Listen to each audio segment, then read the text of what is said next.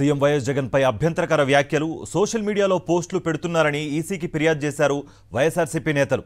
ఎన్నికల కోడ్ ఉల్లంఘనకు పాల్పడుతున్న లోకేష్పై చర్యలు తీసుకోవాలని ఎమ్మెల్యే మల్లాది విష్ణు ఆధ్వర్యంలో వైఎస్ఆర్సీపీ బృందం కోరింది. ఆధారాలను కూడా అందజేసింది.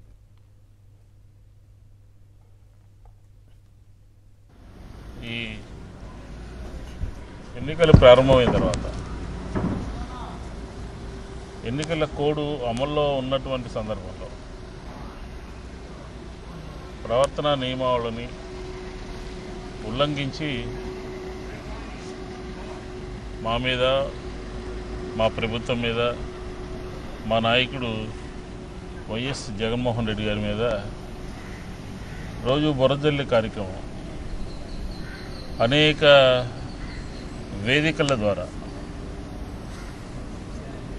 సెల్ ఫోన్లో వాయిస్ మెసేజ్ ద్వారా, వాయిస్ కాల్స్ ద్వారా, అలాగే